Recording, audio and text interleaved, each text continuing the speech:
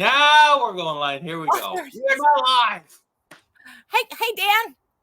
Good afternoon, Kat. How are you doing? Well, with all the kerfuffle doodles that we get into and we're trying to go live, I'm doing pretty good. Kind of getting some humor out of this. Finding some humor. Well, we've got some content today. That's all I can do. We got some really good content. Yes. I'm super excited. What are you going to talk about today? Let's just summarize what we're going to bring to people today. We're bringing it, as they say. So what are we doing? Well, we were talking last week about AirBNB stuff, right? Yes. And you were like, I'd like to hear some AirBNB. Oh, okay. So I talked to one of our lender reps, and she says, I will be on with you next week. But in the meantime, I will send you some underwriting guidelines. Okay. Sounds good. What else you got for me today? Oh, as if that's not enough. Oh, goodness gracious. That's enough. That's good, actually. Well, I asked you for that. I love that. Yes, we do. We do have more. Just ask and you shall receive. You just mentioned drop a little something out there last week. Boom. We're on it. We are on it. Boom. So let's see. What else do we have going on today? I will tell you what we got going on. Really cool stats. Every month, this company that does a lot of mortgage data and such are called Black Knight. Black Knight, yeah, that's the name of them. And today they came out with the July report, and they have some really interesting stats. So I've got those for you, and it's good stuff. Cool. It's so good that for your TikTok listeners and watchers, I have 282 views on my Black Knight stuff. We're killing it out there, Dan. We're killing it. We're absolutely rocking this ship. Yes. So I don't know what else we're going to do, because on top of all that, oh my gosh, there's more. We're going to be looking at King County, Snohomish County, Pierce County, Mason County. What's the fifth one that I'm leaving out? Skagit County. How can I leave out Skagit County? I'm sorry, Skagit County. Sorry about that. We looked at it last week. We're looking at it again, and I will tell you one thing that I'm really interested about. What's that? Really interested. I would like to see if the numbers are slipping just a little bit. So I've indicated on every single stat whether they're increasing or decreasing, because I'm dying. I love that. I'll tell you one thing in fact, you know what? Let's jump right into it. Let's jump into it. Yeah, let's do that. Okay. Go ahead. King County month supply of inventory is 1.25. That, my folks, is increasing. That's King County month supply of inventory has inched up from 1.2 to 1.25. So it is starting to increase. It's continuing to increase in very small increments. It's having very little effect so far on my overall data. So one of the sets of data that I like to pull are how many sellers are feeling really confident about getting their home sold within the first 7 days, and are they setting offer review dates? What the percentage is of sellers that are setting offer review dates, and that in King County is 45%. So sellers in King County are feeling very, very confident that they're going to get their home sold within that first 7 days and receive multiple offers, because that's why you would set an offer review date, right? Right. So how many actually did get under contract within the first 7 days? 43%. That's still a good number. It's a great number, And then how many sellers in King County got under contract within the first 14 days on the market? 56%. 56%. That's good. It's good. It's over half. My gosh. So when you've got 45% of sellers setting offer review dates, so that sort of makes sense. That all makes sense to me. So, and I told you last week that sales prices in King County had increased 19% since the first of the year. A good figure to keep in mind. That has slipped back a little bit. We were 22% a couple of months ago. So it's actually come back down a couple percentage points, but it's still up 19% for the year. So King County is still rocking and rolling. And so the other stat that I wanted to pull for you guys today, and this one is very interesting to me. I watch this one week over week. I don't often report on it, but at this time of the year when we're seeing listings slowing down, coming on the market, and also fewer buyers potentially. So this is what I saw in King County over the last 7 days. So this is up to the minute data. We had 373 new listings come on the market in King County. That is higher than the number of the previous 7 days. We only had 274 go under contract in the last 7 days, and that's just the total number of homes that went under contract, not based on when they were listed. Just they went under contract within the last 7 days. So that is about 99. That's exactly 99 fewer buyers that went under contract on homes than new listings that came on the market. So that suggests to me that we're going to start to see MSI start to increase even maybe quicker. So we'll see how that shakes out. It could be there's some sellers that are just really trying to get on the market, right before the end of August. And so we may see an influx of listings for a few weeks, and then it may taper back. And maybe we'll see, maybe interest rates will tick back. Huh.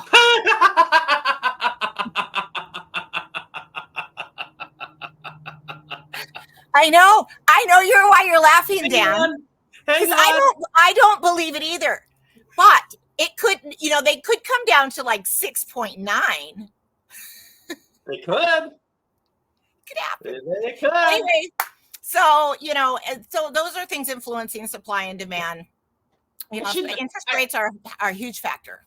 I shouldn't be such a skeptic, but for our new viewers, I was for a long time saying, I think interest rates are going to come back down. They're going to come back down. We got inflation under control. We did. And Kat was like, I believe it when I see it. I believe it when I see it. And what happened? Kat was 100% right.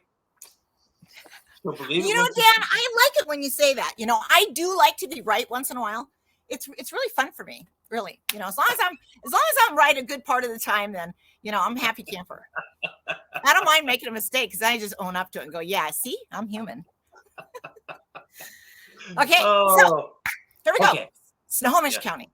So Snohomish County, so they're inching up in month supply of inventory as well. They're up to 0.95. And I'm going, kind of going a little bit more into the details there. Because normally I would just report 0.9, then I bump it up to 1 month. But I wanted to be very clear on King County and Snohomish County that it is a definite half a point tick up. What you can't see right now, but I pulled up on my end of things, I pulled up last week's stats. So I'm looking at King County, month supply of inventory, Snohomish County, month supply of inventory. I'm looking at comparing it to last week, and both King and Snohomish look like they're up just a smidge. That's right. Yep. 0.5%. Yep. So it's just kind of I think it's just kind of what's going on right now in the marketplace. It usually happens towards the end of summer. Usually it happens earlier than this. It's usually like a July thing. So, but it's been increasing for a while. It's just very, very subtle changes to the market. So Snohomish County, the number of offer review dates set by sellers was 44%. So they're feeling extremely confident as well, just like King County. And how many sellers sold within the first 7 days on the market? 41%. So that's pretty good justification for setting offer review dates. I like it. But I got to step in there though. I'm looking. Last week it was at 47%. This week, 41%. Yeah. So that number has come down. The number selling within the first 7 days, or the number of ords set, the number of offer review dates set, that has increased a bit to 44%. But the actual offers that were made on listings that were listed for a 1 week period of time actually went down to 41%. And what was that last week, Dan? Was that the offer review date in Snohomish County? No, the 7 days, within 7 days. Within 7 days was 47% last week. Yeah, so that went down 6%. So that's significant. That shows that, and this data is a week old. It was a week to 2 weeks ago. So that shows the market really softening. I think that's a direct result of the interest rates ticking up a tad.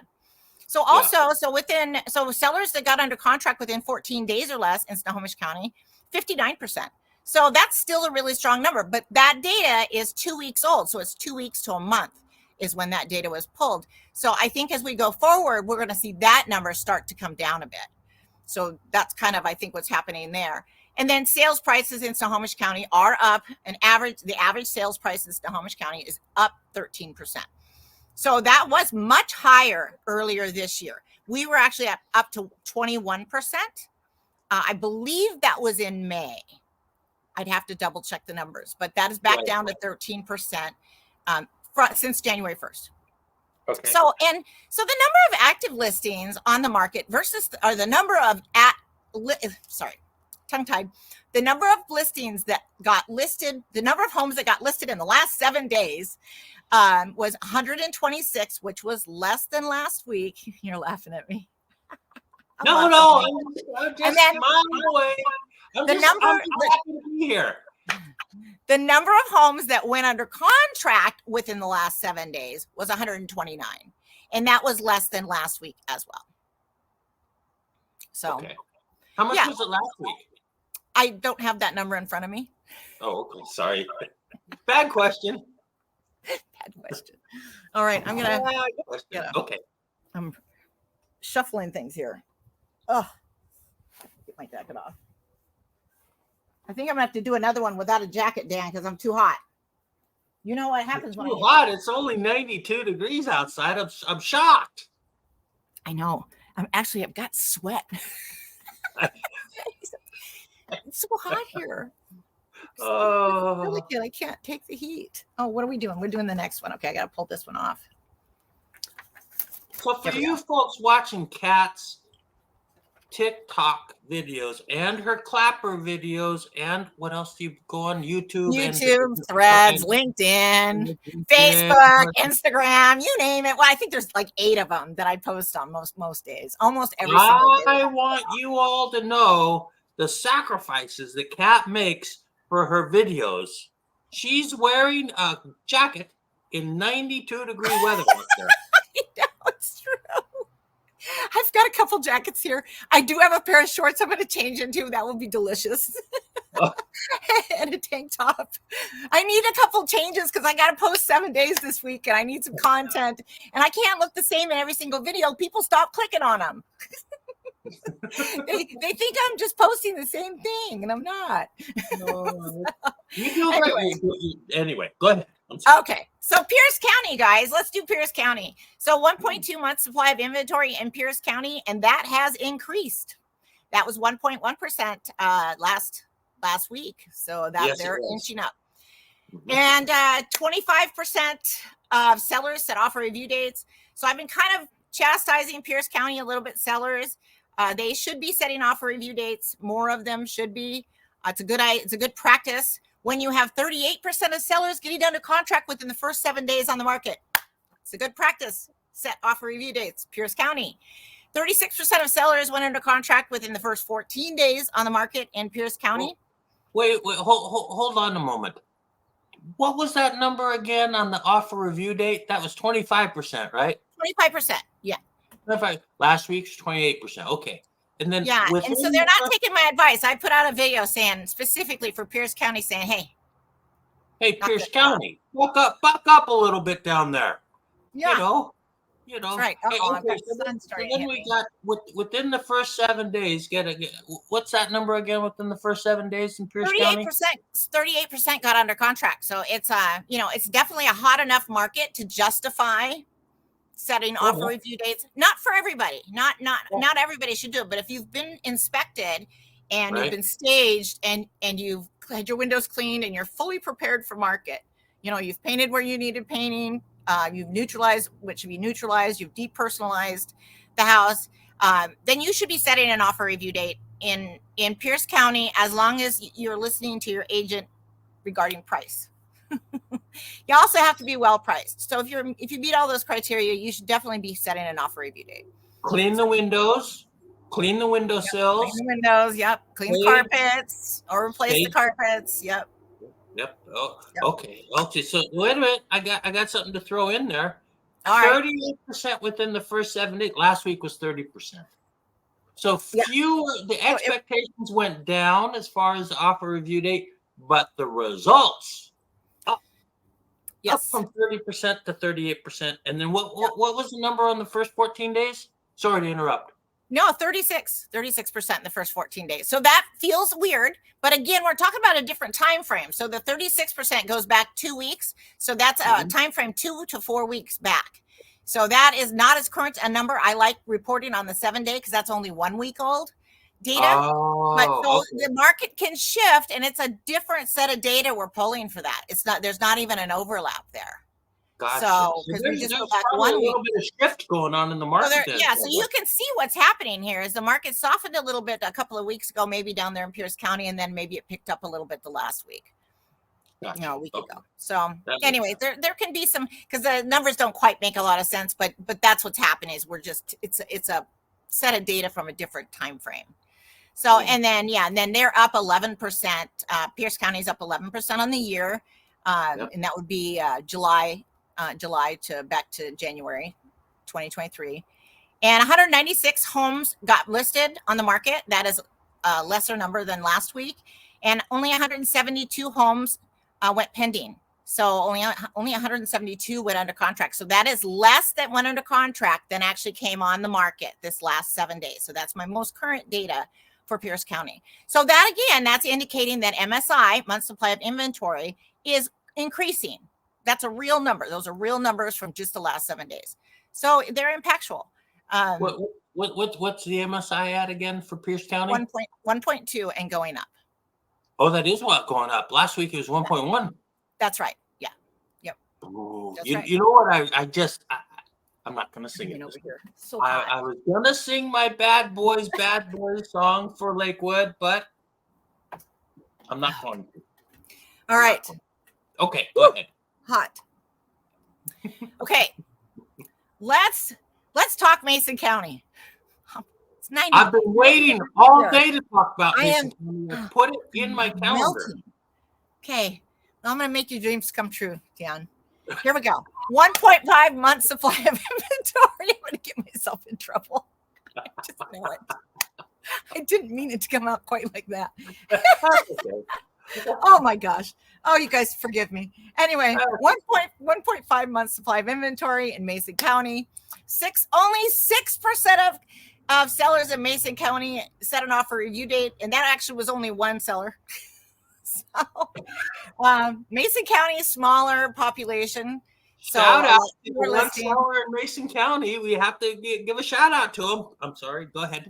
We love Mason County. Are you kidding me? Great views down there. It's really beautiful area.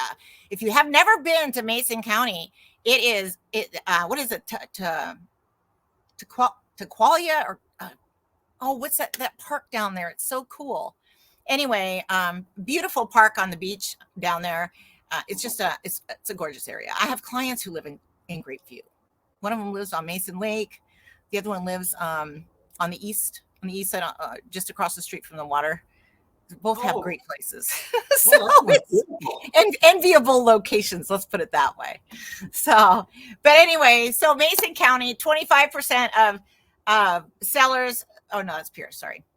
Got confused I digressed. Sidetracked. 38% of sellers. So this is what's confusing to me. So now we're in Mason County. We're talking about only one seller in Mason County in a 7-day period set an offer review date. Everybody else did not, but they had 38% of their listings went under contract within the first 7 days. So what does that tell you, Mason County? It tells an offer review date. We don't need a pinchy offer review date because it went up from 32% to 38%. Yeah, their market is holding strong. It's it's interesting with Mason County because the population is so low. Shut up. You're totally making fun of me. The population is lower, so a lot less homes are listed. And when I get to the 0 to 7 days data, you'll see that. So 40% of sellers went under contract within the first 14 days on the market. And it looks like in July that the homes lost 1% of value compared to January. And again, I think that could be just on which homes that sold that particular month. I think that's probably not true across the board. But we'll see too small a data set. So 29 homes were listed in the last 7 days, and 32 went under contract within the last 7 days. So that's if you have that month over month or week Yep. over week for a continued length of time, you're actually going to have your month supply of inventory go down. And Mason County did go down. I believe it was 1.9 last week, and it's down to 1.5. So they soaked up a little bit of inventory this week. So they had a good week a week ago. That is Anyway, a good week. Yes, so it was a good week.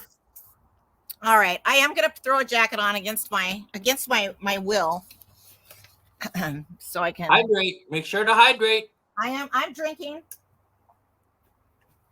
I didn't say what I was drinking. I'm telling you, folks, if you're watching this as a relocation viewer from outside of the area, you have no idea how the heat affects us up here. We are just not used to it. We're not built for it. We're not. We are No. not. I mean, it's Oops, my dress came way down. What happened here? Gotta fix that. A little gratuitous there.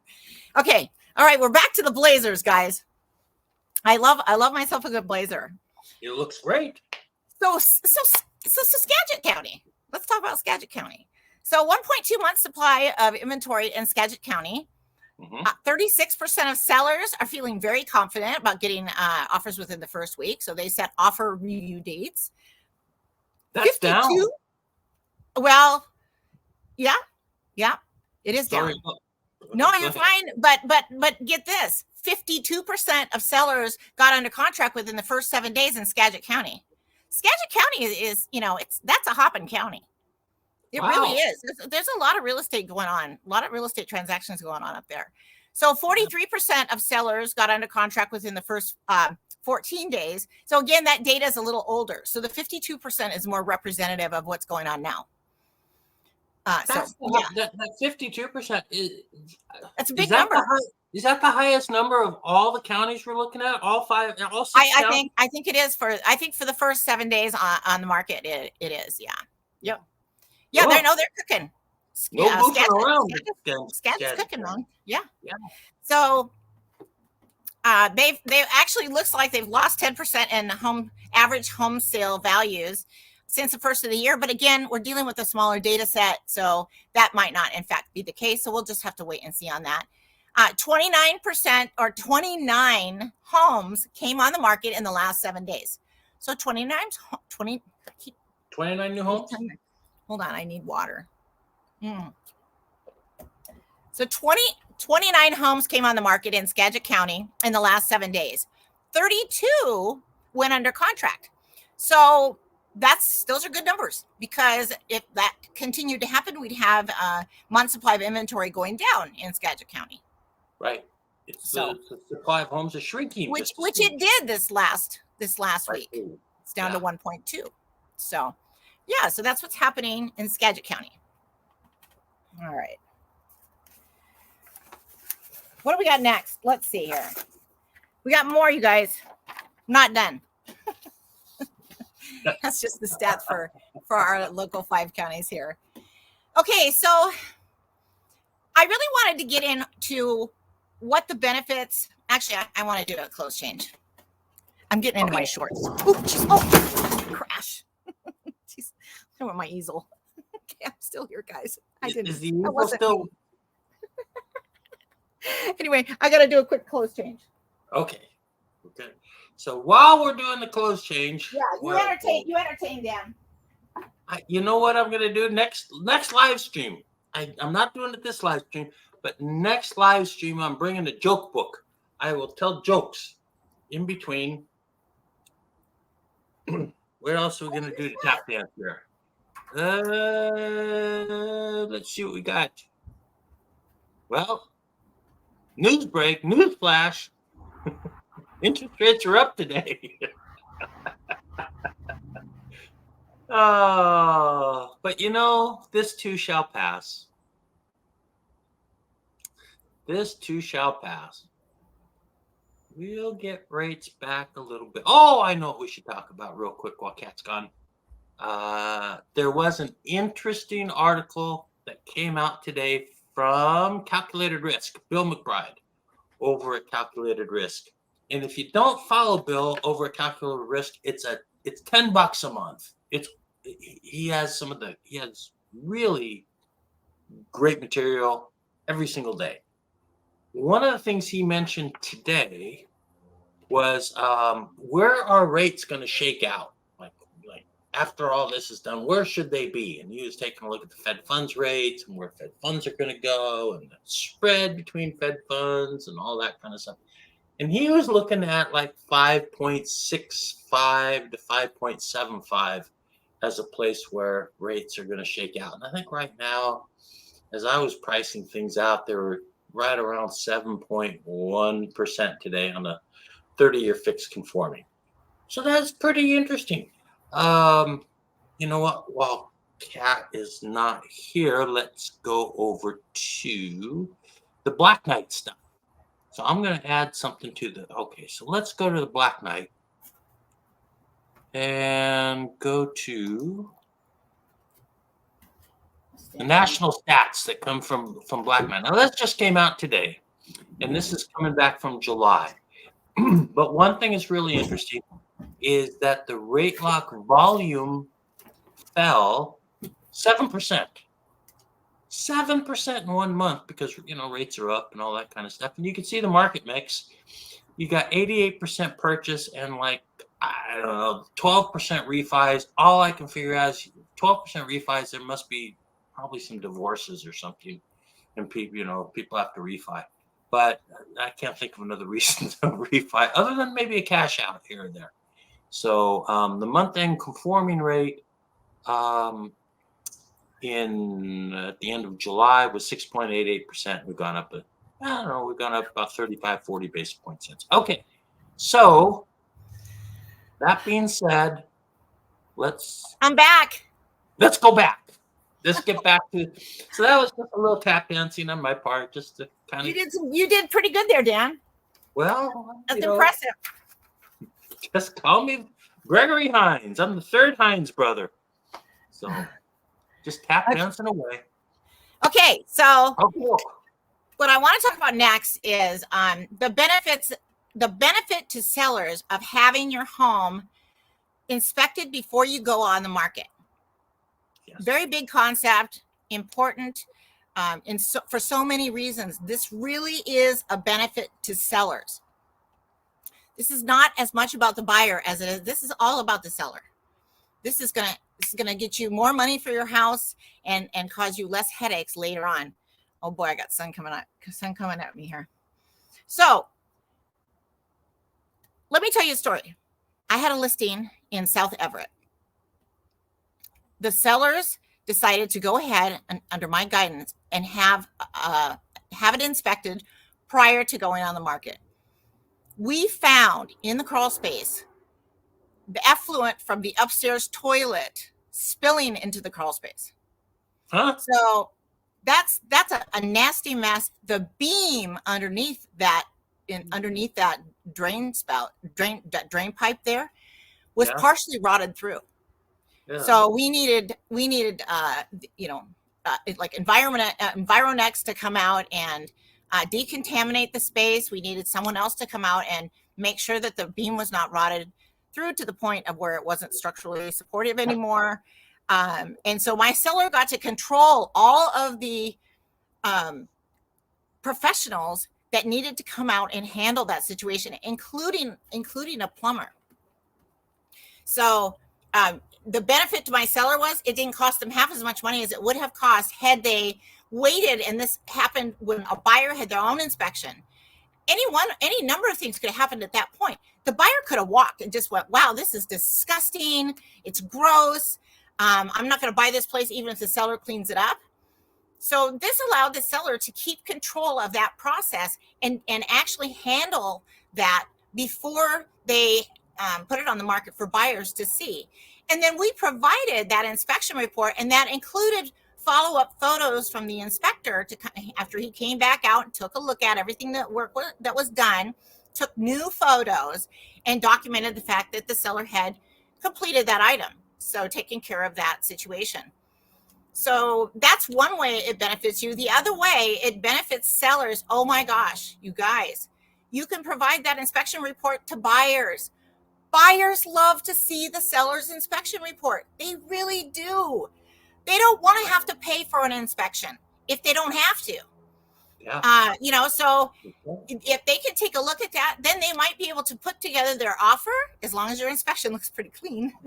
They can put together their offer omitting an inspection contingency. So this is hugely beneficial to you as a seller, because then you don't, the buyer is not able to get out on the inspection contingency, which in the state of Washington is like a get out of jail free card. They can change their mind during that inspection time frame for any reason. So sellers love offers without inspection contingencies, and sellers, that's how you can get offers without inspection contingencies. And you might get more than one because buyers aren't having to pay for an inspection. So it really is, it's so good for sellers. Well, if you're my client, I can explain it, and people will always get, sellers will always get an inspection done because it makes a lot of sense. It makes sense for them. And then the buyer is going to get a house that, they don't know what's, they can be confident there's no big problems wrong with it, right? Because they've already seen an inspection. So the only thing about it from a buyer's perspective is it's really super nice for buyers to be able to meet an inspector out at the home and get familiarized with the home. But for sellers, it's just such a great idea. I mean, you absolutely almost all circumstances. Now, estate sales might be one of the areas where you might not want to, but I still think it's beneficial. Yeah. So, well, I think it's a good idea. It sounds to me like, why wouldn't you want to just stay in control of the process as you're selling your house? I think maybe some sellers think, oh, well, maybe the buyer won't ask for it to be fixed. That ain't gonna happen, guys. So, you got something going on in the crawl space of the attic and buyers can't see it when they walk through. They're gonna ask you for that shit. They're gonna ask you to fix it. Or they're gonna actually, what they're gonna do? Because in Washington State, it's so negotiating inspections is really tough. Because the buyer can't provide the seller with the inspection report. So I got to tell you guys, it's very interesting. What you wind up doing in most cases is the buyer just asks for a credit. So the seller sees the buyer asking for a $20,000, $30,000 credit. Seller's going to be like, what the heck could be wrong with my house? And the buyer is not going to provide that inspection unless the seller requests it. And the state of Washington doesn't really want the inspection reports provided to the seller unless the seller specifically asks for it. As a matter of fact, if you do provide the inspection report to the seller and they did not ask for it, the buyer is waiving their inspection contingency. No kidding. Wow. In Washington State. That's huge because now you've lost your ability to even negotiate. So, buyers have to be very careful. Buyers and buyers agents have to be very careful out there now in Washington State, how we handle the inspection contingencies. And typically it's just done by a credit, monetary credit to the buyer, or reducing the purchase price. And you can, we can ask sellers to, contribute towards like interest rate buy downs for certain loans. And contributions towards closing costs, which the amount that the seller can contribute varies with the various loan types. Like FHA is, I think it's 6%, VA is another. If it's not owner occupied, it's 2%. I think conventional is 4%. I don't know. I'm throwing that out there. Dan, am I right? I think the conventional is around 3%, I think. Is it 3%? I think it's around 3%. I have to look at the guidelines. Yeah. Non-owner occupied is 2%. I do know that. Yes, that is for certain types of loans. Anyway, that seems to ring a bell from a recent transaction. Yes, I do remember. Yes, from a recent transaction. Yes. So okay. So another thing I wanted to go over. Man, I'm hot, you guys. Oh, heated air conditioning. Good God, it's hot out here. Freaking hot out here, man. Oof, it's like a sauna. It's more than a sauna. Okay. So people have been asking me, is this a good time to buy real estate right now? And the answer is yes. 100% yes. Pick your poison. So higher interest rates now or higher home values later. Because when interest rates go down, competition for homes is going to be fierce and prices are going to skyrocket. I can't get my words out. Prices are going to skyrocket. So you know, it's, I think you're better off. I always think you're better off to buy the home at the lower price. Not that we have low prices right now. We don't. But it's going to be lower now than it's going to be in the future because we have a genuine shortage of homes for people to live in Washington State. A shortage of inventory in general, not just inventory on the market, but I'm talking about homes to live in Washington State. Hundreds and hundreds of thousands of homes we are short in Washington State.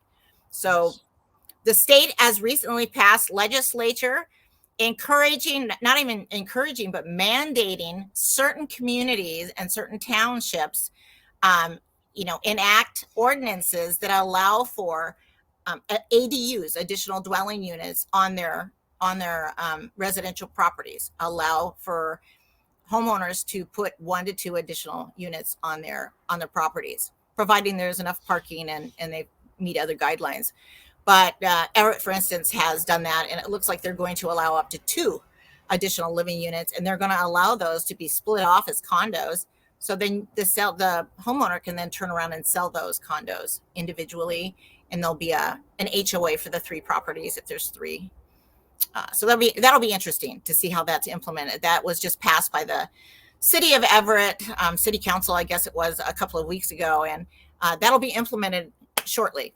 So I'm not sure exactly what the expectation or the expected start date is on that, but that will happen soon. So very interesting. That's a big deal because heck, you buy a house, and I'll just throw out some numbers, and I'm just totally making them up, totally fictitious numbers. But let's say you buy a house for $800,000. It's got a little extra space in the back. You could build maybe you could build 2 units on it, and not big units, just 2 units. You could sell those 2 units off. You sell them for, let's say, I don't know. What do you think, Kat? Nice 12. Well, limitation 1,000 square feet. You could probably sell it for about $350, right? $354. No. In Everett, you're going to get. I can't imagine that 1,000 square foot, detached home with let's say 1-car garage. And at least 5 feet around the home for yard. I can't imagine that you couldn't get 450, 500. I would think probably closer to 500 because it's detached. It's going to feel like a home. And so, because it's a freestanding, not attached to anything else. And that's if there's room in the seller's backyard, right? Or in the primary homeowner's backyard. But yeah, I would think 500 at a low number for Everett area, and depending on the area in Everett, right? So there are different kinds of areas where you're going to have the lower end selling for a little more, and in other areas it'll sell for a little bit less. But they're going to be better than condos, right? Because there's not going to be any HOA dues, and so you may find a condo for $350, for instance, in South Everett, but the homeowner dues or the condo association dues could be as much as between $300 and $500 or more per month. And so at that point it may look like the little freestanding house over here for $450 maybe is a better value for you. And that way, if you've got a pet, you can actually have access to your yard. Or kids, you could fence in the yard and have a safe place for them. It's but it solves the issue with the lower end housing. And that's really what they're trying to do. That's what the state was trying to do. So Mike Appleby with Chicago Title, he's been a big proponent of trying to increase the amount of available housing in Snohomish County. So he's been a big proponent of these bills that got passed by the state legislature this last year. So he's doing a great job too. He's doing an amazing job. Yep. No, totally admire that guy. Hats off, man. Mike Appleby, Chicago Title. Way to go, man. I tell you what, when you put the numbers all together, that situation pencils. There's no question about it. It absolutely pencils. Yeah, I'm going to grab my jacket. Hold on. Okay. I don't want to grab it. I don't want to grab it, Dan, but I am. How about? Did you bring any sweaters? Yeah, I got turtlenecks. No. I'm trying to kill myself here. I swear I'm going to get into the shorts next, but I got a little short skirt on though, so that's not too bad. Oh, good. Okay. Yeah, so this is not so bad. Boy, I'll tell you what, that looks great. Thank you. Nice outfit. Thank you. Yes. Okay. Okay. So next. So I wanted to go into a little bit about Airbnbs. So a couple things that I wanted to address on my end. I'm going to move my stuff a little bit over here so I can get more in the shade. I'm really starting to stick out here in the sun. I don't know if I can do it. Having a hard time getting back in the shade. This is going to be tough. All right. I'm in the sun, so if I sit back a little bit. Okay, here we go. I found a little bit of shade for a minute. There you go. So Airbnbs, I want to talk a little bit about one. I want you to kind of talk about financing in a minute, but I also wanted to talk about, where do you buy an Airbnb? So where you would buy an Airbnb would be, for instance, a destination like Camino Island, Anacortes, maybe close to the, like Langley, right? Over on Whidbey Island.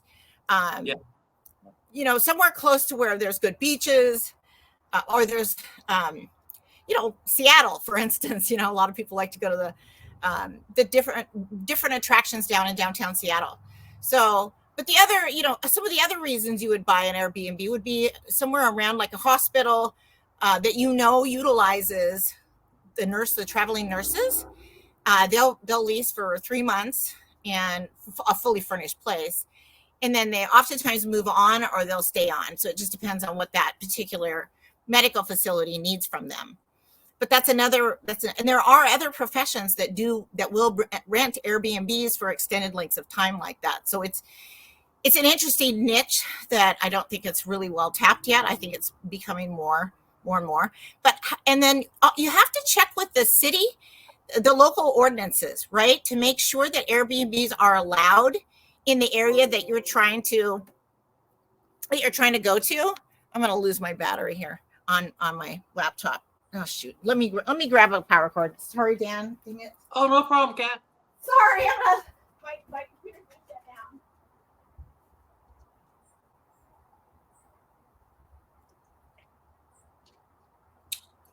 Well, let's bring up the Airbnb information.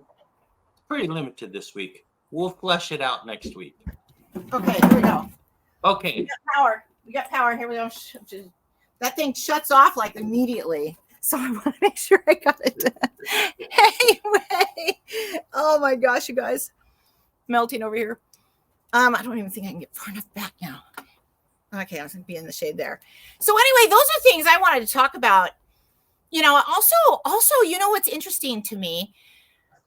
Also, places that are venues for weddings, I thought would be a good location. So if you know a venue, like for instance, in Snohomish County, we have a number of venues that host weddings on a weekly basis or, fairly frequent basis. Having an Airbnb near one of those would be an interesting idea because you would have extended family flying in from around the country, potentially around the world, and staying at the Airbnb. So that's another thing that sort of occurred to me. Or a place that has conventions like Ocean Shores, for instance. I don't think of Ocean Shores as being a great place to have an Airbnb, but maybe it could be because they do have conventions down there. They've got clamming, they've got the kite festival. I mean, they've got so many festivals and events around the calendar, totally during the year that Ocean Shores could be a good place to have an Airbnb. Now, the thing you have to watch out for in Ocean Shores is sometimes I believe that community has some restrictions as far as areas you can own an Airbnb. So you do have to be very careful in any of these communities that you go to that might be destinations. You want to check with the city council or find out if there's any ordinances preventing Airbnbs. So that's very, very important to know because it could be that they allow them in certain areas and then not in other areas. They might need special zoning. You might need to pull a permit. You might need to apply. So things to watch out for if you're thinking about getting into the Airbnb business. I have a client I have several that are talking about purchasing Airbnbs, and I think it's a great way to potentially create cash flow because how much you can get. I mean, there's a house in Woodinville. They're Airbnb-ing it. It's getting $15,000 a year I saw that house today online. I didn't go see it in person. It was fabulous. There were 2 homes on that particular lot, but $15,000 a month. A And month. it sold. Yeah. Wow. Yeah. So, I mean, that's a big number. Thing is with that, Don't you think that's a big number? That's a big number, right? That's a huge number. 15,000 a month, 180,000 a year. Ooh, baby. I mean, you can afford a payment on that puppy. Well, you can even afford a payment with today's interest rates. My goodness. Probably, yeah. Probably, maybe. So I thought that was interesting too. You know. Well, let's throw up the guidelines. We'll take a quick look at it, and then we'll have let's talk about interest rates. Yeah, let's talk. Well, oops, wait a minute.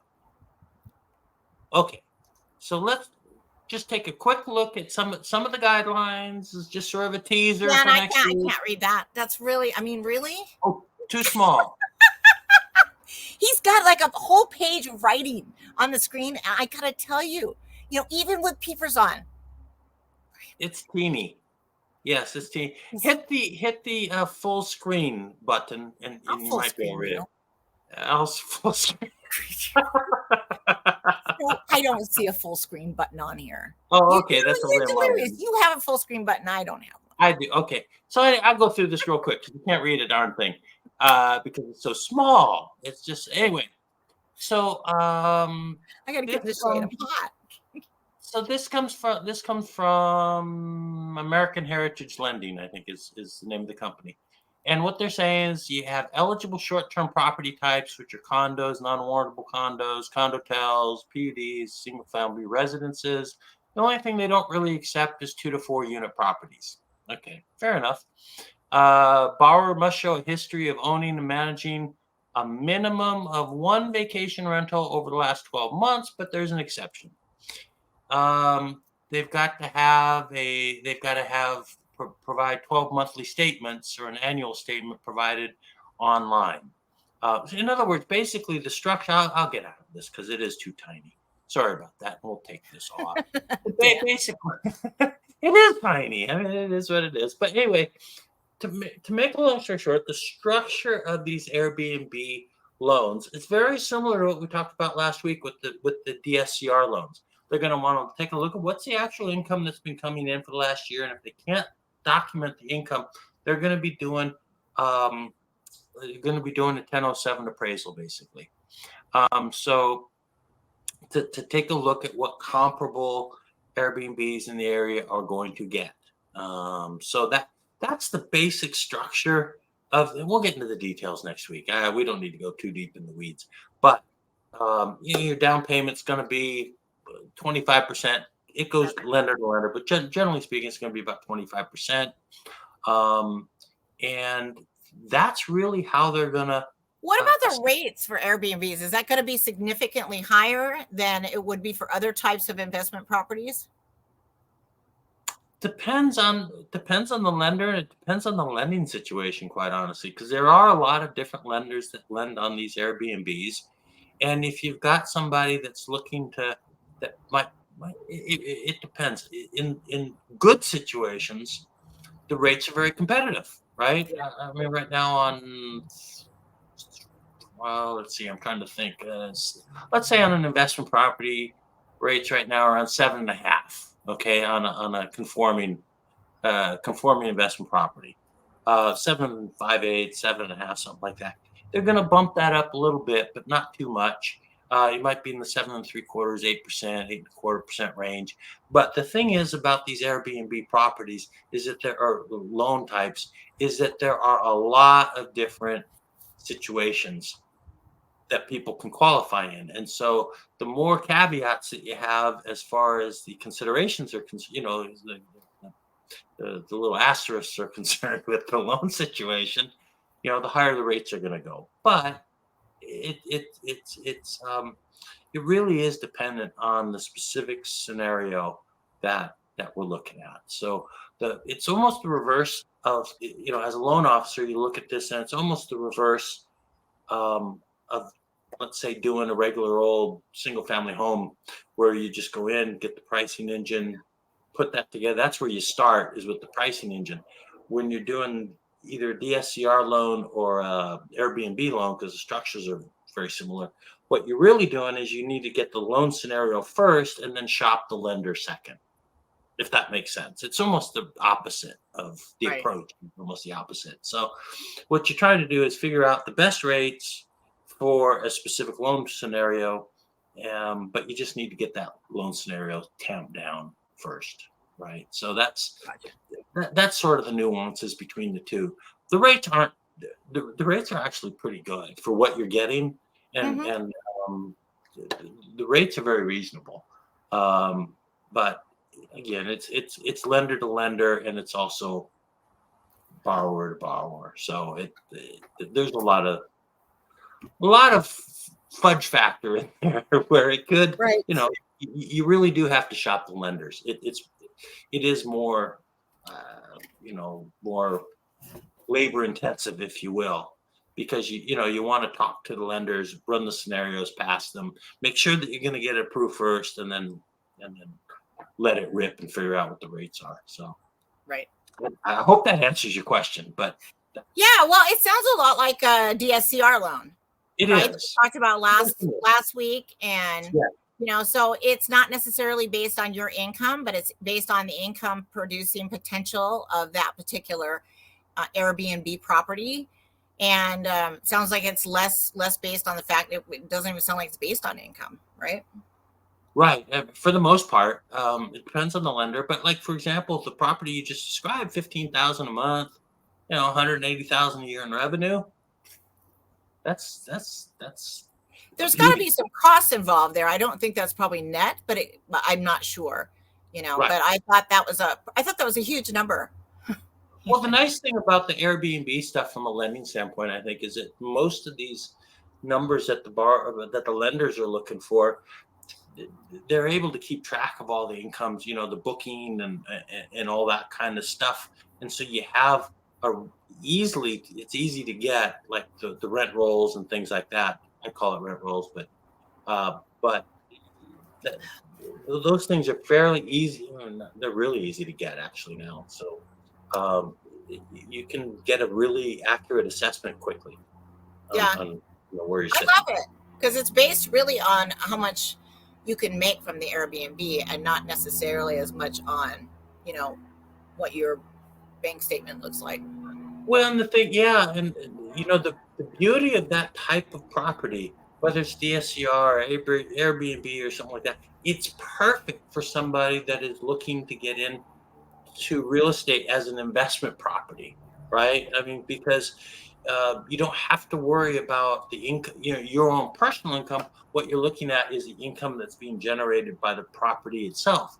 And so if you're going out and you're scouting out a bunch of different properties, you take a look at which properties are, you put together a little ratio of the rents that are coming in versus the price that you're paying, you can find some really lucrative rental properties, and they might not be in Seattle proper. They might be in the outskirts. You never know where you're going to find some of these really fantastic values. So it's a different way of. Well, and it's interesting because there are going to be places where you can do our Airbnbs.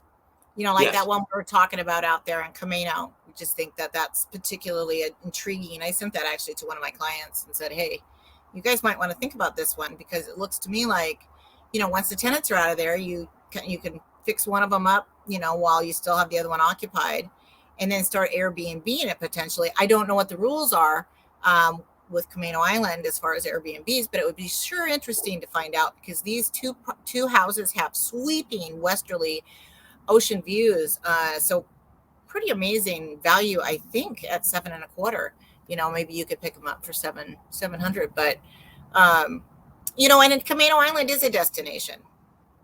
I'd say, but not as much maybe in the winter, but for sure, in the spring, summer, and fall months, people go there to hike, get away from the city. Although you can't get away from traffic, it's hard to do that. But But there's a lot of places to go hiking and a lot of beaches in Camino that make water sports pretty fun. Yeah, So, it is. It's but beautiful. It's a beautiful area. Yeah. it is a gorgeous area, and it's always a little cooler there than it is where I'm at. Cathcart, Clearview, Washington. It's always a little warmer here than it is up there, so it can be a escape from the summer heat as well. But I think thinking about just buying a regular house, and in an area where there's traveling nurses, I think sounds incredibly appealing. So like if they hire traveling nurses on a regular basis, I think the idea would be to find out which medical institutions actually utilized traveling nurses, as a big part of their staff for most of the year. And I would be, targeting maybe those areas. If you wanted to do longer term Airbnbs, like for instance, the 3 months, and that just means you've got somebody in there. It's not going to be as lucrative, right, as if you're doing weekends or a week at a time. That would cater more to people coming out visiting for a family vacation, or for an event, for like a wedding, or that sort of thing, the short-term Airbnbs. But this would be like a 3-month long Airbnb, and that could be, I think that's appealing, really, because you don't have the turnover. So you don't have the, the constant having to have it cleaned, et cetera, and dealing with all the different people, right? Because you're paying a management company to handle this. Most people aren't going to be doing this on their own. That's right. And the nice thing about, the traveling nurses, it's wonderful to have, your property booked for 3 straight months. You don't have all the anxiety. Are we going to rent out this weekend? All that kind of stuff that does come through people's minds.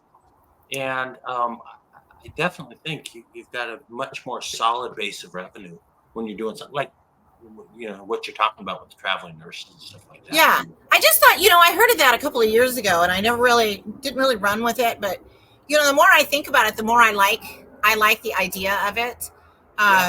Just because you've got it rented for 3 months, and what they're willing to pay is quite a bit more than a regular, just a rental home. So you're, because it's fully furnished, and you're providing internet, electricity, and garbage service and all that, and you're making sure the lawn is taken care of, the landscaping's taken care of, because that's what you do when you've got an Airbnb. So it takes all those other financial obligations away from those traveling nurses. They only have to worry about the cost of their lodging, which makes it easier for them to make the decision whether that's a place they want to be or not. Yep. So I think that's why it works so well. Yeah, no, 100% right. It's a great niche. It's a great niche. I think so too. Yeah. So we'll jump into some of the details of this Airbnb next week. We'll get Jennifer on, and I told Jennifer, I said, listen, I've got Kat that's going to be asking you all the questions because she wants to know. That's what I told her. You've got, I'm not going to be asking too many questions next week. But I'll move into the shade, Dan. Okay, Kat. I'm moving. I don't know how this is going to go, but we're going to do it. Because I'm in the sun, and I'm like, I think I can't take it anymore. So I thought I would just, relocate myself really quickly here. Although I think I'm going to be back in the sun in a second, but here we go. Let me grab my stool. I like to lean on my bar stool. Yes. So here we go. We've got my clean house that was just pressure washed behind me. What are we seeing? I guess we're seeing maybe my window or something over there. Anyway. By the way, for people that are not necessarily in the know, right? I'm going to tell you a little inside information here. Kat is one hell of a great carpenter. Oh my goodness. She makes it happen. I'm telling you, that was very impressive, because you were doing you saw my mad carpentry skills video, didn't you? Mad carpentry skills, yes. I was seriously, I've been saying some of this stuff tongue in cheek, but the honest truth is, I was very, very impressed. I really was. I had a guy call me from Eastern Washington and go, "Man, what can't you do, Kat?" He's like, "Hey, do you have a table saw?" I'm like, "Of course." Like, what carpenter would not have a table saw? I have a bandsaw too. I got lots of tools. I mean, I got a grinder. Anyway. No, so, I just want to throw that out there. I was very impressed. So there we go. Thank you, Dan. Well, the belly band needed replacing on my house before it got painted. It's not been painted yet, so it's just clean now.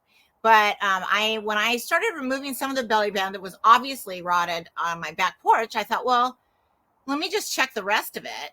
And all needed replacing except for maybe one board. So I just took all of them off. So I ended up with like 10 1x10 by 8 footers that I needed to buy to prime with kills, because you got to prime your cedar boards with kills 2 or 3 times. And I just coated them around on all 4 sides just to make sure that the cedar wasn't going to bleed through and to try to preserve the life of the cedar boards. And and then I measured them, took off the old ones, installed the new ones. I'll tell you what, that looked impressive. You were working. I was working. I know. And so I videoed myself cutting the wood is what I did, because I thought maybe it might make some fun videos for my grandkids to take a look at. Oh, there's Grandma Kat. She's working up a storm. And I showed myself cutting like 2 boards. I think I did like a 10-minute video. And then for posting purposes, I boiled it down to 21 seconds. But what a 21 seconds it was. It had an impact. That's all it was. And then I put that Lil Boo sang music to it. Yes, that's right. Yes, I do remember that. Yes. Which is like, that's exploding in the internet world. I did not go viral, I don't believe, but a lot of people have gone viral using that music. But I was very attracted to the music, so I thought, well, I'll just use that. Anyway. Oh gosh. Hey, Dave and Lisa, if you're out there, hi, man. Hi. I'm not sure if you guys are watching today. I meant to say hi sooner, because now it's been an hour. Maybe you're not with us anymore. But I thought I'd say hi. Oh gosh. We should go look at houses on Camino soon. You guys, we need to find you something. It's true. It is true. We got to get them, David, Lisa, man. We got to get them into something. Oh gosh, well, it'll pop up. Camino Islands. Start listing your homes. My clients make choices. Yes, that's right. That's true. It is true. Choices. We need choices. Choices are good. Oh my god. Oh gosh. Okay. What else? You got anything else, Dan? Let me see here. Maybe. Oh, yeah? Do you want some boring stats? I'll throw up a boring stat for you. A couple boring stats. Okay, I'm just shifting myself a little bit over here. Keeping myself out of the sun, because you know what happens to me. The thing is, you can't really see this too well unless you have the full screen. But here we go. Look at me getting good at moving my stuff around. Here we go. So I'll read it off because you can't really see it too well. Number 9, we are the Seattle metro area. Seattle, Tacoma, Bellevue. We're number 9 in the country. Number 9. That's pretty good for the area. Number 9 in the country for what, Dan? What are we talking about? For rate locks. Like. Oh, we're number 9 for regions in the country that are getting rate locks? Yes. So in other words, the rate locks go with the loan. We are a hot market here in the Seattle area. I mean, we really are. All things considered, we got. I mean, we are. I mean, this area it's on fire. It really is. I mean, when you've got, even if it was like 25% selling within the first 7 days, that's a hot number. That's amazing. Well, that means you do everything right. You get multiple offers. Yes, and the thing is, we're gaining ground by treading water, basically, with these other areas, because for this period, for this month to month, Seattle, this area, we were down just 0.9% in terms of the number of rate locks we had. And New York, excuse me, number 4, Chicago, down 13%. Oh, they're getting trounced. You got All right, Phoenix. You probably can't even see it. I'm going to have to do something about volume. Okay, blowing so this up. Yes. So, and then you go down to like Los Angeles is down 8.7%. Phoenix, Scottsdale, Mesa, down 12%. you mean We're for the doing number great. of people getting rate locks? The number, yes. So basically, the number of loans that are going up. Boston's down 19%. Boston. And where's Seattle in that? We're number 9, but we were only down 0.9%. And so we're not off that. Is that month? That's month over month, right? That's month over month. Yeah. Okay. So we're basically doing pretty well. Yeah, real well.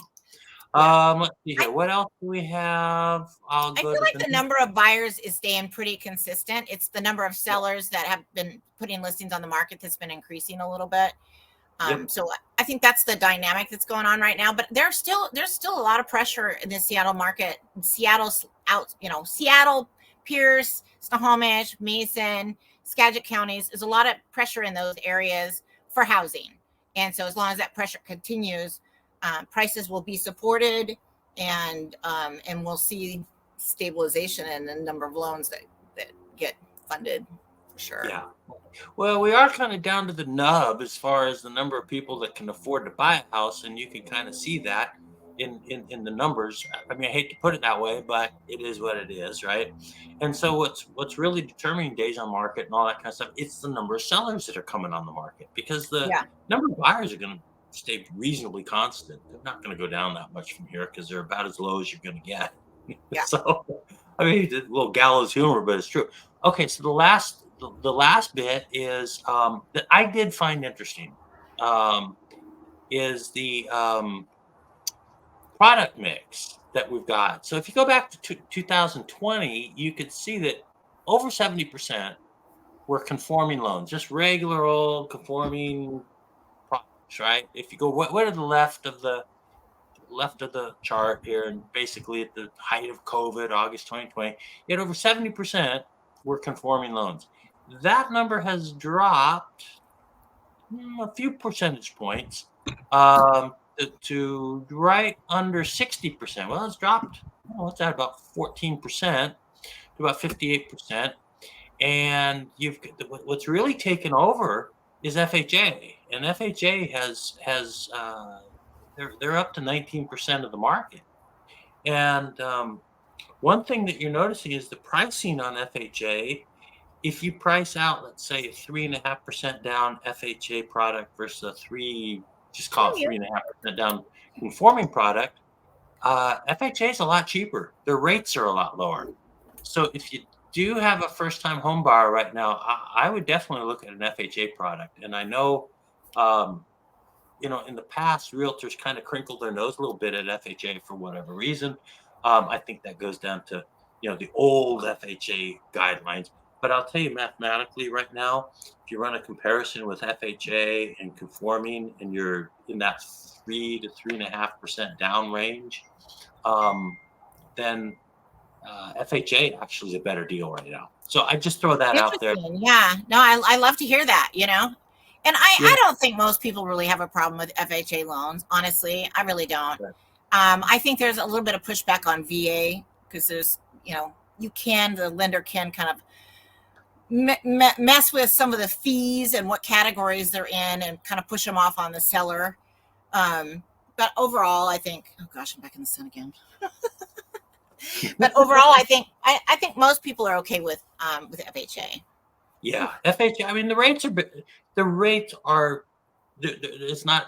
There's really no argument about it right now. If you are doing a low down payment program, FHA is really the way to go. If you're looking strictly at monthly payment.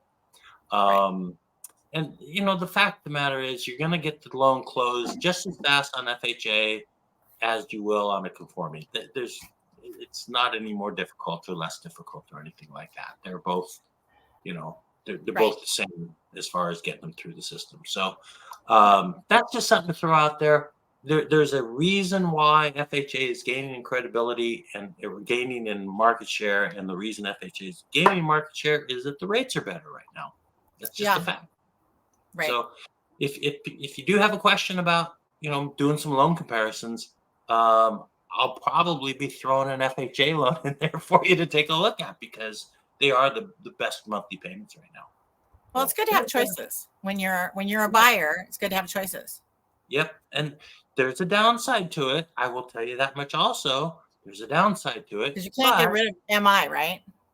Can't get rid of the MI is a difficulty. And then you've also got the permanent MIP, mortgage insurance premium, that goes on the back end of your payoff.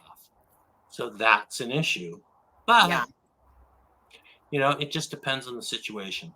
It really does. But if you're looking strictly at the monthly payment, which at these rates people are doing, then FHA makes a lot of sense. So other than that, I'm done. Are you done, Dan? Look at me. I'm holding this guy to try to shield myself. This big giant reflector. I've just got holding it with one arm and resting it on my deck railing so I don't look completely obliterated from the sun. But I got to tell you, it's a windbreaker too, so it's kind of making me hot and steamy. You're going for ratings again, are you, Kat? I have to watch what I say. Oh my gosh. Things come out a little bit racier than my intentions sometimes. That's not necessarily a good thing when you're on TikTok or Facebook for that matter. The Facebook police and the TikTok police, they just shut that shit down. Well, that's all right. TikTok's a little more lenient, I have a feeling. Try not to piss anybody off. Break any rules. That's all right. Life goes on. Well, that's about it. Any questions from you, Kat? No, I think we covered some good stuff today.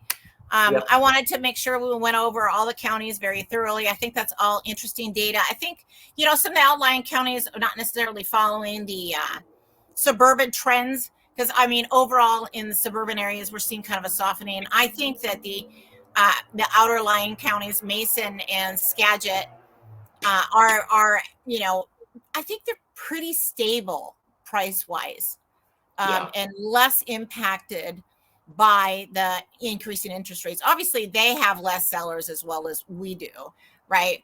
But I think, when people need to buy a home, they need to buy a home. Like I was showing down in North Seattle shoreline area this last weekend on Sunday to this darling couple. They both work at Amazon, and they just want, they've been renting and they just want a place to call their own. And then in a few years, they'll turn that into an investment property and they'll rent it out. Whether they do Airbnb or they do just a traditional long-term rental, they'll decide that at the time. But we're looking for something that has a garage and has usable spaces. So when we were looking at 1,500 square foot new construction, the primary bedrooms were too small. Couldn't really hold a king size bed, wouldn't fit a king size bed. Some of the living spaces were kind of small as well. So when we got up more towards 1,700, 1,800 square feet, it became a lot more. They could envision themselves living there a lot more easily. And the other thing I told them was, not only does it need to be really obviously livable size-wise, but it also needs to have some kind of parking. So it should have at least a one-car garage and at least one other dedicated space. So because when you're in those areas, it sometimes can be really tough to find parking. And you don't necessarily, it's going to be harder to find a tenant in the future with the way we're building apartments around here and high density housing. Street parking is going to become more and more difficult to find. So I think when you're buying investment properties, you need to be cognizant of that you have some parking designated. Or something you're thinking ahead and planning on converting into an investment property. Yeah, totally. We saw some really cute. We saw one down in Lake City. Oh gosh, it fronted sort of a busier street, not a super busy street, but a busier commercial street. And they had, so there was the front door that led from that main street, and you parked around back and you pulled in the garage from the back. But there's another door that was just to the right of the front door that entered into what you could use as a service professional space. like a tax accountant or an attorney, and it either could be utilized as a bedroom for that unit, which that would have made it a 3-bedroom, 2-bath plus a 2-car garage, and then you had the space that you could rent out as commercial space because Wow. it's in mixed use residential. So very interesting. I thought it was fascinating. And Wow. so that unit, that little, like I said, it could be a bedroom or an office space. So it had a big, tall glass door. It had big, giant windows, floor to ceiling. So really cool. And then it also had an attached bathroom. So if you buy it as is, it will only have a toilet and a sink, but it's big enough to add a shower or a shower tub combination. So if you wanted to buy it and add that shower tub combination, now you would have a full, essentially another primary ensuite downstairs. So I just thought it was interesting. I like the idea of being able to rent that space out, and there's a deadbolt on it. You could deadbolt it, and that renter would have total privacy, and they could have street frontage there, so for walk by traffic, and and then your front door would still be on that main street, which is kind of fun because you walk out your front door, you can go out your back garage, right? So anyway, I thought it was a novel idea, and they're selling them. I think it's really cool. I think that one was $750, Mm-hmm. and I think it was right really close to 1,700 square feet, but a really, really nice, well laid out unit, really nicely laid out. Well, you So know I'm what's like, interesting is how our conversations that we're having, and I think the conversations you're having with your buyers. The one thing I'm seeing that's in common is that people are more flexible these days of maybe figuring out how to rent part of the property. It's part of the yeah, property out. Let the property pay for some of that, as opposed to just whatever income you're making, and try and defray some of the outrageous costs that I mean, I shouldn't say outrageous costs. I'm in the mortgage business, but it's expensive as heck. When you have high prices and high interest rates, and high interest rates. you have to Yeah. be creative on some of these things and how to make the payments work and everything. So you're Yeah, not. so I was talking to the listing agent, and we both agreed that you probably should be able to rent out that little, I don't know how many square feet it is, 150, 200 square feet, 300, somewhere in there, probably for maybe $1,000, $1,200 a month for Mhm. a professional to occupy that space and run a little business out of there. I just thought it was really cool. I mean, Yeah. for one thing, just to me, having the enormous windows and the glass door in there, I just thought that was so cool. You have your own entrance. I just think that's neat, right? So, Yeah. you could have, I don't know what Airbnbs look like down there, but if you put a full bathroom in there, I mean, I could see somebody Airbnb in that, and then you'd have nice big curtains that cover that at night. But how fun would it be to people watch during the day? Yeah. And Watch people well, walk by, and you go to downtown Edmonds and like on Fifth Street, I think, on yeah, downtown Edmonds, and they have a lot of those type of, or a few of those type of properties as well, like where you have a house and then you have a lawyer's fronting yeah, it, and that right, kind of. yeah, because they're on a street where it's mixed use residential, and so Yep. you can actually get, I believe that's what it's called, um, but you can actually put in a little business in there that's a service type business. So Yes. not necessarily retail, I don't think. I think they're thinking maybe, I don't know if you can do like a beautician or nail place. I'm not sure if they would allow that, but But certainly like you, tax but like you were accountants, saying, lawyers, um, and other types of businesses where you wouldn't require like extra plumbing and things like that, because that would require some additional permitting, and so it may or may not be allowed.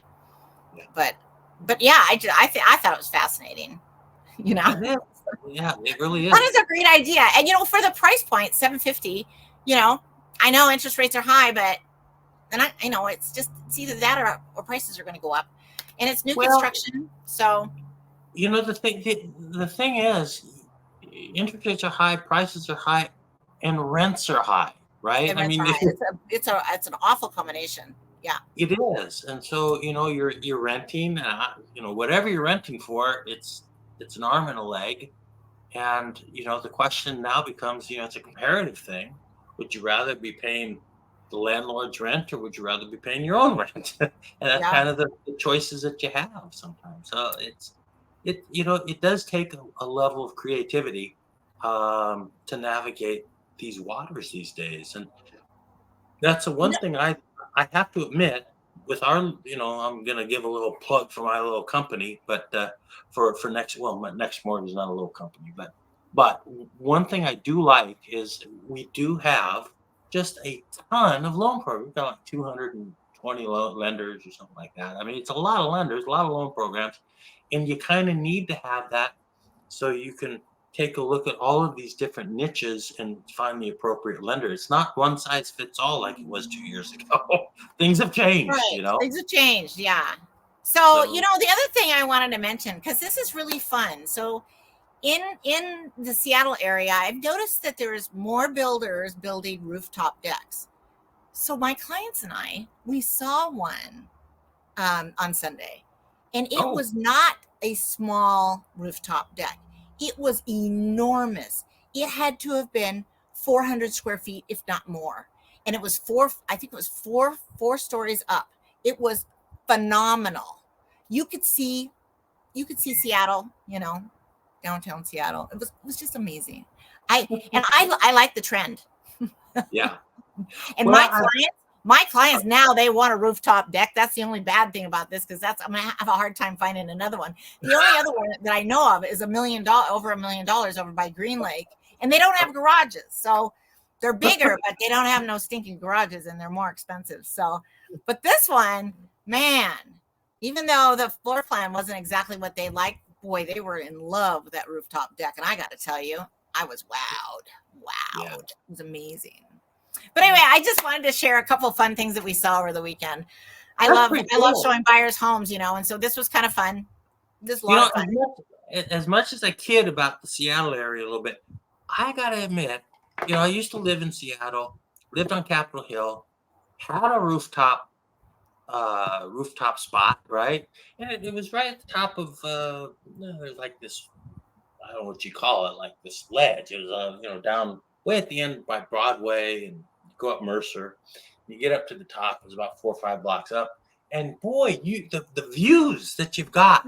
That's the thing. It's all about the views, and also there's big trees around, but there was nothing obstructing your view. I mean, there was nothing obstructing the views to the west, and so part of your deck would have been shaded at some point during the day, but you could always get in the sun.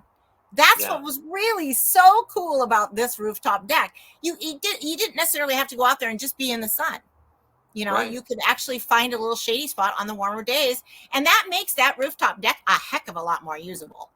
Well, there's a lot to be said about a rooftop deck, looking out over the Puget Sound, barbecuing, and a glass of wine. And just the level of privacy of being 4 floors up without having a bunch of other people around. I think the next unit over, I think they were down about 4 feet. So you were the top one, and it just, the level of privacy up there is incredible. So you could be up there, have 10 people up there, and no one from down below, nobody on the street side would even know they were there unless they're standing at the edge. That's pretty cool. I just thought it was cool. You could play music, you could, be fun to barbecue, and I don't know. I just thought it was the neatest thing. New construction, and I not always a fan of new construction, because a lot of times they're using products maybe that haven't been tried in the Pacific Northwest for long enough, and sometimes products fail, like we saw in the late 1990s in the early 2000s with the siding issues, right? Right. Anyway, what was it called? What's the name of that siding? I've always known. Gosh. It's like we never talk about it anymore, because almost all the homes that had that siding that failed have been replaced. Because of the new transactions, right? Because another buyer goes to buy it, and the inspector identifies that this is the failed siding that has been identified in a lawsuit, and then the seller will most of the time either credit the buyer or have the siding replaced. So that took place for many, many years. So we don't see very many homes left with that type of siding that hasn't been replaced with the newer generation, which is holds up fine in Washington State. I can't remember the name of that siding. That's really bugging me. It is me too. Dang it. It's Hardy? not Weyerhaeuser. It's not, The Hardy siding or no? No, the Hardy is fine. Hardy's It's fine, yeah. it's the essentially press board, right? That old Yeah. It's not the cement board. It's not the cement based. I can't remember. You know what? It's so funny because we dealt with those lawsuits for so many, with that failed siding for so many years. You'd think I remember. It's been so many years since I even heard anybody mention it. Oh, hang on. We've got a comment. Oh, we do? Yeah. Maybe it's just showing up on my end of things. We have a comment. It looks like from your brother. Oh, really? Dave? David Howard. Hi, Dave, are you watching, Dave? Hi, Dave. Hi, Mom. Hi, Ashley. Oh, my God. That's too funny. Hi, you guys. So I've got a comment over here. Somebody tick to clip drop says, I got a spider behind me. I don't see it. Yeah. I don't see no stinking spider, but maybe he's there. I believe you. Hi guys, this is fun. We're live with Dan Mellis. He's a lender that I like to utilize with my clients. We get our clients into houses and get them as good a loan as we can get them, right? So do the best we can. That's right. Do the best we can. Well, you got anything else, Dan? I'm hungry. I got nothing. I'm hungry. All right. Are we done? I think we're done. Okay, I'm gonna head off. Bye, guys. Love you guys, TikTokers. Okay, signing off on that. Bye, all. And now. Okay, I'm hitting the end. Are we off? We are off.